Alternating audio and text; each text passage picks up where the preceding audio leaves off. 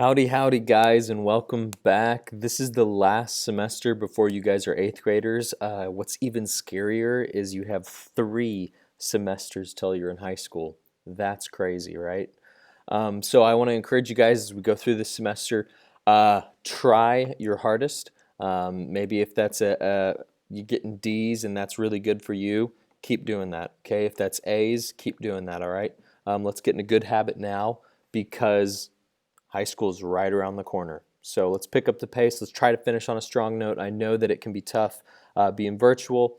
I'd encourage you guys to just do your A-day assignments on A-day and your B-day assignments on B-day. That way you're not so overwhelmed. But all right, let's get into it. So today we're talking about Mexico and Mexico's geography. So Mexico is actually located south of us. It is very large and very long. It's about the same size as Europe, lengthwise, widthwise obviously not, but we could stick it on top of Europe and this is what it would look like over here. It is the 13th largest country in the world. Okay, Russia, Canada, and the United States are 1, 2, and 3. This is size-wise. Population-wise, they're not top 3. So it's almost 2,000 miles long. Okay, its population is roughly 120 million. That obviously fluctuates.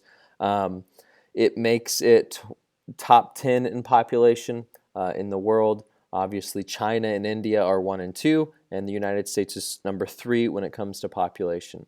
But Mexico is a pretty good-sized country. Okay, so let's talk about some of the mountains within Mexico. There are 2 really big mountain chains we're going to discuss, but first let's establish the highest peak within Mexico, and that is Pico de Orizaba. Pico de Orizaba is part of the Sierra Oriental mountain chain, and if you want to watch a video of people hiking it, you can, right? There's the YouTube link. It's kind of a cool hike. It's not a large mountain per se. It is not the tallest mountain in North America.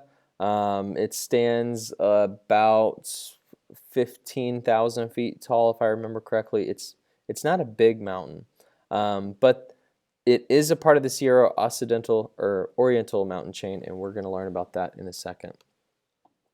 Okay, so there's 2 very large mountain chains. You can see them here, the Sierra Madre Occidental and the Sierra Madre Oriental. An easy way for me to remember this, and maybe you guys, is the Orient is typically associated with the east. Okay, we associate the Orient with the east.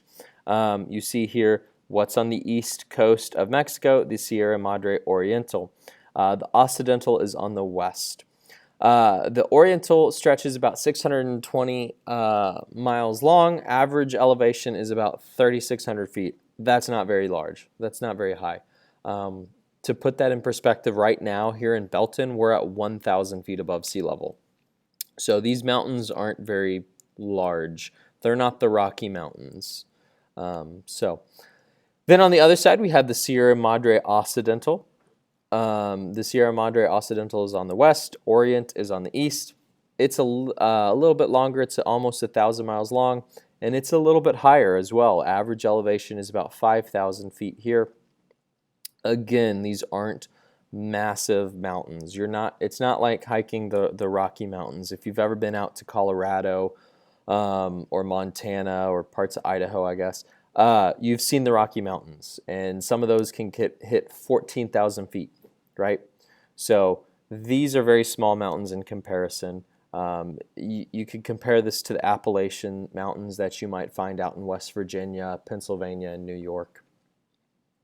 Okay, the largest river within Mexico is the Rio Grande. It actually borders Texas. You can see it starts up in Colorado, flows south, and it borders along Texas. It makes almost a perfect border. It's not a super long river in comparison to, the Yangtzes or the Amazon or the Nile or anything like that, but it is the longest river within Mexico.